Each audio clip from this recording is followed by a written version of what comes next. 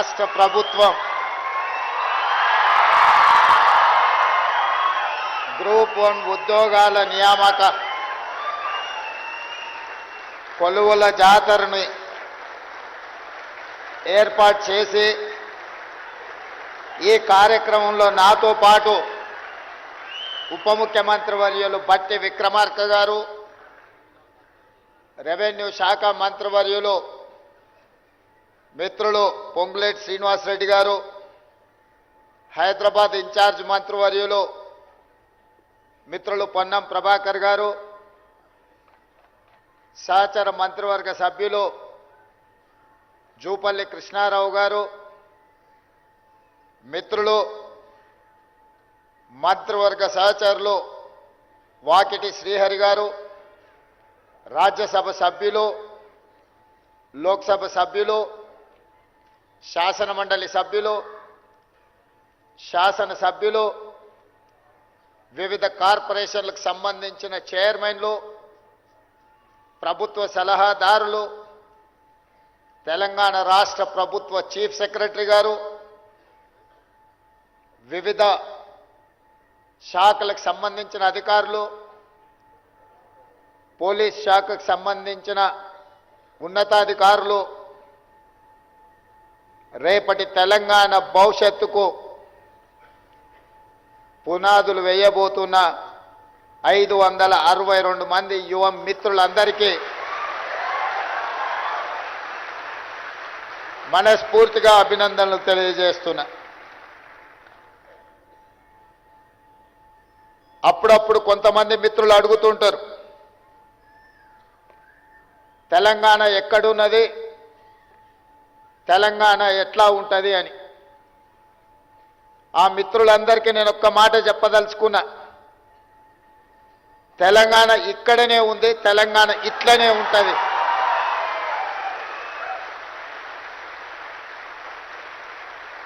ఇది తెలంగాణ స్ఫూర్తి, ఇది తెలంగాణ చైతన్యం, ఇది తెలంగాణ భవిష్యత్తు. మిమ్మల్ని ఉద్దేశించి 4 మాటలు మాట్లాడాలనుకున్నప్పుడు మా అధికారులు నా ముందల 10 పేజీల ఒక నోట్ తీసుకొచ్చి పెట్టిండ్రు. అది చదవడం ద్వారా నేను లీడర్ను కాదు రీడర్నని మీరు అనుకునే విధంగా 10 పేజీల నోట్ తీసుకొచ్చి ఇచ్చిండ్రు. నేను ఒక మాట చెప్పదలుచుకున్నా, మీరు నా కుటుంబ సభ్యులు, తెలంగాణ కుటుంబంలో మీరు భాగస్వాములు. మీరు నేను మాట్లాడుకోవడానికి అధికారులు రాసిచ్చిన నోటు, ఇతరుల ఆలోచనలో నాకు అవసరం లేదు. నా మనసులో, నా ఆలోచనలో, నా విధానంలో ఏమున్నదో, మీ భవిష్యత్తుకు ఏమి కావాలనో తెలిసిన మీ సోదరుడిగా, మీలో ఒకడిగా ఈనాడు తెలంగాణ రాష్ట్ర ముఖ్యమంత్రిగా బాధ్యతలు నిర్వహిస్తున్నా. మిత్రులారా, మీకందరికీ తెలుసు తెలంగాణ నేపథ్యం. ఆనాటి కొమరం భీముడు కావచ్చు, మలితరం చాకలి ఐలమ్మ కావచ్చు, తర్వాతి తరం సాయుధ రైతాంగ పోరాటం కావచ్చు, ఒకనాడు జల్ జమీన్ జంగల్ కోసం కావచ్చు, మలితరం భూమి కోసం, భుక్తి కోసం, విముక్తి కోసం కావచ్చు, ఈనాడు సామాజిక న్యాయం, సమానమైన అవకాశాల కోసం కావచ్చు, సర్వ స్వతంత్రంగా స్వయం పాలన కోసం మన పోరాటం కావచ్చు, ఇవన్నీ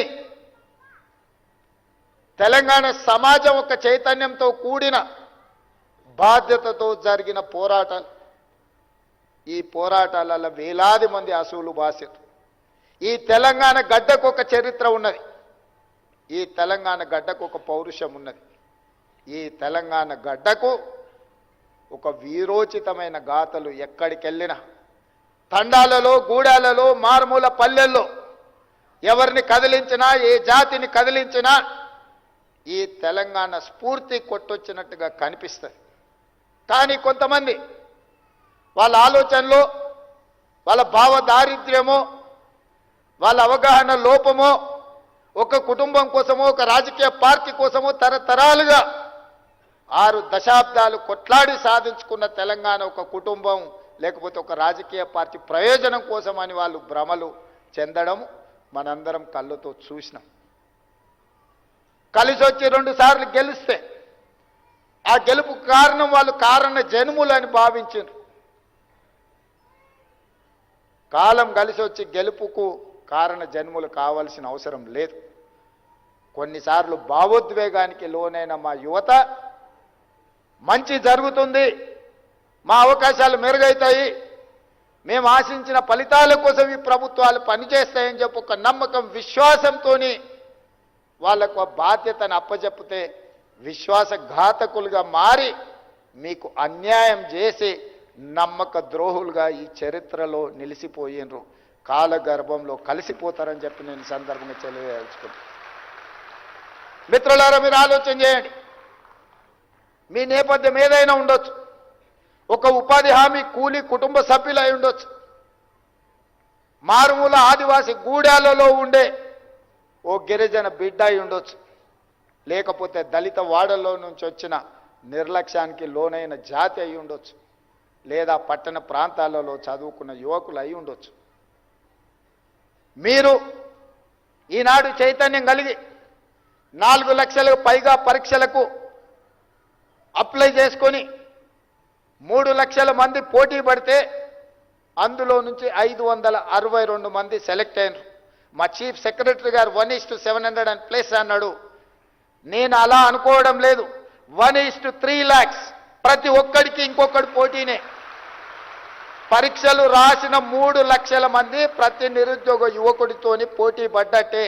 ఇది 1:700+ స్లాట్స్ కింద డివైడ్ చేసి మీకు కాంపిటీషన్ ఎగ్జామ్స్ కండక్ట్ చేసింది కాదు. మిమ్మల్ని ప్రతివాడు పక్కవాడికే పోటీ. అన్న తమ్ముడు పోటీ పరీక్ష రాస్తే అన్నకు తమ్ముడు పోటీ, తమ్ముడికి అన్న పోటీ. 562 మంది ఈరోజు మీరు ఎంపిక అయినరు అని అంటే 3 లక్షల మందితోని పోటీ పడి మీలో ఉన్న నైపుణ్యాన్ని, మీలో ఉన్న చైతన్యాన్ని, మీలో ఉన్న పట్టుదలను ప్రదర్శించి ఈనాడు శిల్పారామం వేదికగా తెలంగాణ రాష్ట్ర అభివృద్ధిలో భాగస్వాములు కావడానికి ఎంపిక అయినరు. వాళ్ళ కుటుంబంలో ఆనాడు నిజామాబాద్ ఎన్నికలలో ప్రజలు ఇచ్చిన తీర్పును కాదని, కుటుంబ సభ్యులకు నిరుద్యోగం ఉండకూడదని 6 నెలలు తిరిగే లోపల రాజకీయ ఉద్యోగం కల్పించింది. వాళ్ళ బంధువులకు కల్పించుకున్నారు. మీరు ఎందుకు మీ కుటుంబ సభ్యులకు ఇచ్చుకున్నారని మనం ఎన్నడూ అడగలే. నీ చేతిలో అధికారం ఉంది, నీ దగ్గర పెత్తనం ఉంది, నువ్వు ఇచ్చుకున్నావులే అని మేము సర్దుకున్నాం.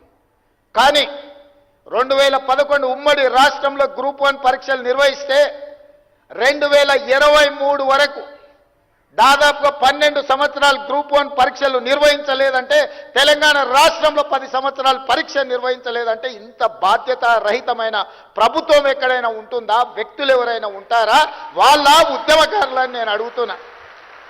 ఏ ఉద్యమం, ఏ శ్రీకాంతాచారి, ఏ ఈశాన్ రెడ్డి, ఏ కానిస్టేబుల్ కిష్టయ్య, ఏ యాదయ్య, ఏ యాదిరెడ్డి ఎర్రకోట ముందల ఉరికొయ్యలకు వేలాడి సాధించిన తెలంగాణ స్ఫూర్తి ఎక్కడున్నది మీలో? శ్రీకాంతాచారిని మీరు మర్చిపోయి ఉండొచ్చు, కానిస్టేబుల్ కిష్టయ్యని మీరు మర్చిపోయి ఉండొచ్చు, ఈశాన్ రెడ్డి, వేణుగోపాల్ రెడ్డిని మీరు మర్చిపోయి ఉండొచ్చు. యాదయ్యను ఉస్మానియా యూనివర్సిటీ గేట్ల దగ్గర ఆనాడు పాలకులు నియంత్రిస్తే పెట్రోల్ పోసుకొని తగలబెట్టుకొని జై తెలంగాణ అని తెలంగాణ రాష్ట్రాన్ని సాధించింది వాళ్ళ కుటుంబ ప్రయోజనాల కోసం కాదు. లక్షలాది నిరుద్యోగ యువకులు తెలంగాణ రాష్ట్ర సాధనలో వాళ్ళు బాగుపడతారని వాళ్ళు త్యాగాలు చేసింది. ఏ ఒక్కరోజైనా ఈ పోటీ పరీక్షలు నిర్వహించాలన్న ఆలోచన మీకు వచ్చిందా? నిర్వహించకపోను తెలంగాణ పబ్లిక్ సర్వీస్ కమిషన్ని అంగడి సరుకుగా మార్చి గ్రూప్ 1 ఉద్యోగ నియామకాలు ఈరోజు మీరు గ్రూప్ 1 ఆఫీసర్లుగా మిమ్మల్ని నియమించే బాధ్యత పబ్లిక్ సర్వీస్ కమిషన్లో ఎవరినేసిందా అంటే మెంబర్స్గా ఆర్ఎంపీ డాక్టర్ని. నేను వాళ్ళని తక్కువ చేయడం లేదు. వాళ్ళకున్న విజ్డమ్ ఎంత, వాళ్ళకున్న నాలెడ్జ్ ఎంత. ఒక టీచర్ని లేకపోతే ఒక ఆర్ఎంపీ డాక్టర్ని చిన్న చిన్న హోదాలలో ఉన్న వాళ్ళని పబ్లిక్ సర్వీస్ కమిషన్లో మెంబర్స్గా నియమిస్తే రేపు ఐఏఎస్లు కాబోయే మిమ్మల్ని నియమించే ఆలోచన వాళ్ళకి ఏ విధంగా ఉంటుందో ఒకసారి ఆలోచన చెయ్యండి. అందుకే ఆనాడు వాళ్ళు నిర్వహించిన పరీక్షలు ప్రశ్న పత్రాలు మీకు తెలుసు, జిరాక్స్ సెంటర్లలో పల్లి బఠానీలాకి ఎట్లా మినరు. దానికి కారణం ఎవరో మీకు తెలుసు. నేను లోతుగా వెళ్లాల్సిన అవసరం లేదు. చైతన్యం కలిగిన యువకులు మీకు అందరికీ తెలుసు. నేను బాధ్యత తీసుకుని ఎంబడే బాధ్యత కోసం కొట్లాడినప్పుడు బాధ్యత తీసుకున్న తర్వాత ఒక మాట చెప్పిన, పబ్లిక్ సర్వీస్ కమిషన్ని యూపీఎస్సీ కంటే ఉన్నతంగా నాణ్యత ప్రమాణాలతో కూడుకున్న విధానాన్ని అవలంబిస్తాము. పబ్లిక్ సర్వీస్ కమిషన్ చైర్పర్సన్ కావచ్చు, మెంబర్స్ కావచ్చు, మీకంటే ఉన్నత హోదాలో ఉన్నవాళ్ళు ఉంటే మీ నియామకాలలో మంచి జరుగుతుంది, మీ ఆలోచనను పసిగడతారు, మీ తెలివితేటలని అభినందిస్తారని చెప్పి రిటైర్డ్ డీజీపీ మహేందర్ రెడ్డి గారిని పబ్లిక్ సర్వీస్ కమిషన్ చైర్మన్ చేశారు.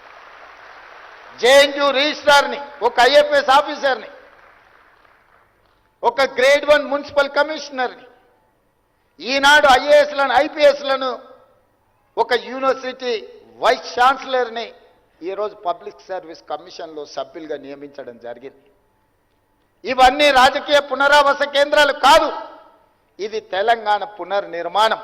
ఈ తెలంగాణ పునర్నిర్మాణంలో భాగస్వాములు కావాల్సిన మిమ్మల్ని ఎంపిక చేసేవాడు ఆర్ఎంపీ డాక్టర్ అయితే ఆలోచన ఎట్లుంటుంది, ఒక ఐఏఎస్ ఆఫీసర్ అయితే ఆలోచన ఎట్లుంటుందో మీరు ఒక్కసారి ఆలోచన చేయండి. అందుకే పబ్లిక్ సర్వీస్ కమిషన్ని ప్రక్షాళన చేసినాం, పరీక్షలు నిర్వహించినాం. కొంతమందికి నచ్చలేదు, వాళ్ళు వాళ్ళ కుటుంబ సభ్యుల అభ్యున్నతే తప్ప ఇతరుల బాగోగుల గురించి వాళ్ళకి ఆలోచన లేదు. అన్ని ప్రయత్నాలు చేసి కడుపు నిండా విషం పెట్టుకొని మిమ్మల్ని దెబ్బతీయాలని కుట్ర చేసింది. ఎన్ని ప్రయత్నాలు చేసినరో అన్ని రకాలుగా ప్రయత్నం చేసింది. కానీ నిజాయితీతో ఒక మంచి సంకల్పంతో ఈ కార్యక్రమాన్ని నేను నా మంత్రివర్గ సహచరులు చేపట్టినాం.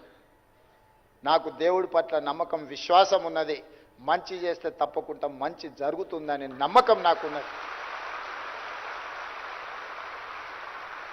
కొంతమంది 2 కోట్లు 3 కోట్లు 5 కోట్లు తీసుకొని రేవంత్ రెడ్డి ఉద్యోగాలు అమ్ముకున్నాడని చెప్పారు. నేను అడుగుతున్నా, ఇక్కడున్న 562 మంది ఎన్నికైనా ఎంపికైనా మిమ్మల్ని గుండెల మీద చేసుకొని చెప్పండి, ఎవరితోనైనా ఛాయ్నైనా తాగానా? మీకోసం కొట్లాడిన డిసెంబర్ 3, 2023 నాడు నా ఎన్నికల ఫలితాల రోజు కూడా నేనంత ఆందోళనగా లేను. ఏది జరిగేది ఉంటే అది జరుగుతుందని. కానీ మీ నియామకాల విషయంలో అంతకంటే ఎక్కువ ఆందోళనతోని, ఏకాగ్రతతోని మీ భవిష్యత్తు కోసం కొట్లాడినా. మీ భవిష్యత్తే మన భవిష్యత్తు, మన భవిష్యత్తే మన తెలంగాణ భవిష్యత్తు. రాబోయే రోజుల్లో తెలంగాణ రాష్ట్రం దేశానికి ఒక తెలంగాణ మోడల్ కావాలి అంటే ఆ తెలంగాణ మోడల్ మీరే. అందుకే ఎవరు ఎన్ని కుట్రలు చేసినా, ఎన్ని కేసులు వేసినా, ఎన్ని రకాలుగా తప్పుడు ప్రచారం చేసినా వాటన్నిటిని కూడా ఓపికగా దిగమింగుకున్నాం. ఎందుకంటే ఒక సంకల్పం పనిచేసేటప్పుడు లక్ష్యమే మన ముందుండాలి తప్ప. అర్జునుడు చేప కన్ను అందరికీ చాలా కనిపించినాయి, ఒక అర్జునుడికి మాత్రమే చేప కన్ను కనిపించింది, అందుకే కొట్టగలిగాడు. నాకు కూడా మీ భవిష్యత్తు, మీ తల్లిదండ్రుల కళ్ళల్లో ఆనందం చూడాలని గూడాలలో మారుమూల పల్లెల్లో ఉపాధి హామీ కూలికి పోయి రూపాయి కూడబెట్టి కోచింగ్ సెంటర్లలో మిమ్మల్ని చదివించాను. ఇవాళ కోచింగ్ సెంటర్ల కుట్ర కూడా మీరు అర్థం చేసుకోవాలి. మిమ్మల్ని సంవత్సరాల కొద్దీ అశోక్ నగర్ చౌరస్తాలను, దిల్సుఖ్ నగర్ చౌరస్తాలను, అమీర్పేట చౌరస్తాలను నిరుద్యోగ యువకులుగా హైదరాబాద్కు వచ్చి 5 ఏళ్ళు 10 ఏళ్ళు ఈ సెంటర్లలో తిరుక్కుంటూ వెనక్కి ఊరికి వెళ్ళలేక, తల్లిదండ్రులకు మొహం చూపించలేక, ఇక్కడ ఉద్యోగాన్ని సాధించలేక మీరు పడుతున్న నరక యాతన వాళ్ళకు ఆదాయాన్ని తెచ్చిపెట్టే వనరుగా మారింది. ఇవాళ కేసులు వేసిన వాళ్ళు వాళ్ళ వెనకాల ఉన్న న్యాయవాదులు ఎవరో చూడండి.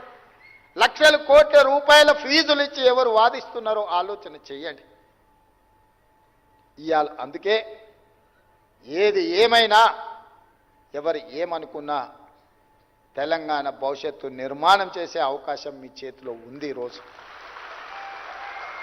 నవ్విన వాడి ముందు జారిపడే పని చెయ్యకండి. ఇది ఒక గొప్ప అవకాశం. 40 సంవత్సరాలల్లా 562 ఉద్యోగ నియామకాలు జరగలేదు. 2011లో నోటిఫికేషన్ ఇస్తే 2018లో నియామకాలు జరిగినాయి. అంటే 7 సంవత్సరాలు పట్టింది. మొట్టమొదటిసారి 19 నెలల్లో నోటిఫికేషన్ నుంచి నియామకాల వరకు ఈరోజు ఈ ప్రభుత్వం ఒక బాధ్యతతో వ్యవహరించింది. ఈరోజు తెలంగాణ రాష్ట్రం ఒక గొప్ప లక్ష్యంతో ముందుకు వెళ్తుంది. 2034కి $1 ట్రిలియన్ ఎకానమీ, 2047 స్వతంత్రం వచ్చి 100 సంవత్సరాలు పూర్తి చేసుకోబోతున్న సందర్భంలో $3 ట్రిలియన్ ఎకానమీ. ఈరోజు దేశ జనాభాలో మనం 2.5%. మనం దేశానికి జీడిపిలో 5% ఇస్తున్నాం. కానీ భవిష్యత్తులో 10% మనం కంట్రిబ్యూట్ చేయాలనేదే మన లక్ష్యం. ఆ రాష్ట్ర మోడల్, ఈ రాష్ట్ర మోడల్, ఏదో మోడల్, గుజరాత్ మోడల్ అంటారు. నేను అడుగుతున్న మా నవయువకులను, తెలంగాణ మోడల్ క్రియేట్ చేయలేమా ఈ దేశాన్ని? మీ వల్ల కాదా? మనందరం కలిస్తే చేయలేమా?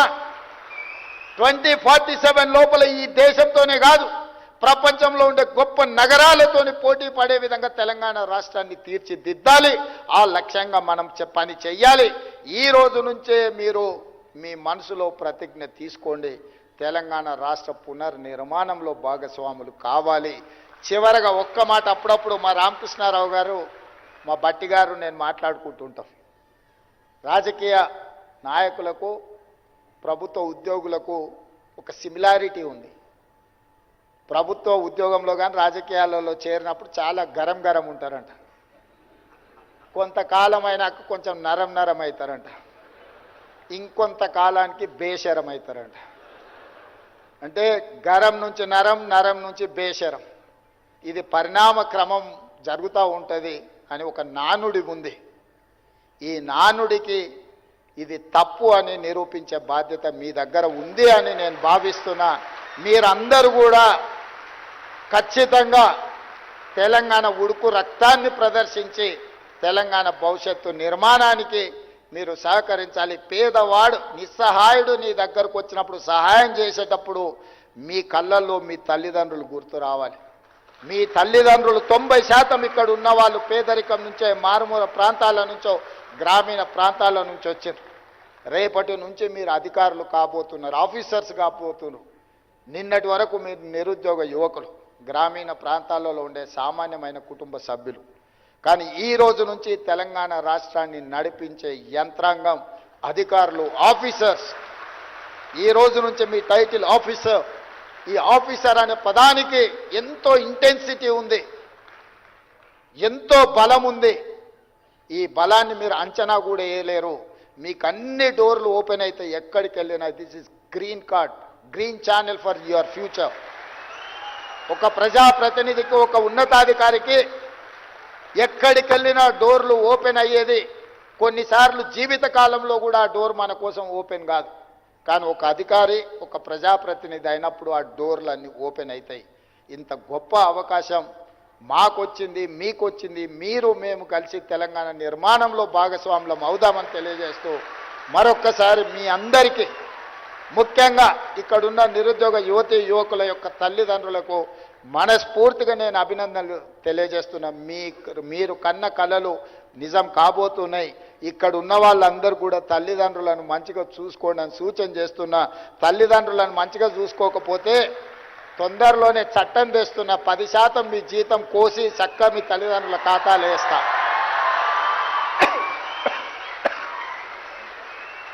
మీ భవిష్యత్తు కోసమే సర్వం ఒడ్డి, మీకోసమే సర్వం త్యాగం చేసిన తల్లిదండ్రులను గుండెల్లో పెట్టి చూసుకొని భుజాల మీద పోయాల్సిన బాధ్యత మీదే. ఎవరైనా ఎక్కడైనా నా దృష్టికి తల్లిదండ్రులను నిర్లక్ష్యం చేసిందని తెలిస్తే మాత్రం తప్పకుండా మీ 10% జీతాన్ని కోత విధించి మీ తల్లిదండ్రుల ఖాతాల్లో వేస్తానని తెలియజేస్తూ మీ అందరి దగ్గర సెలవు తీసుకుంటున్నాను.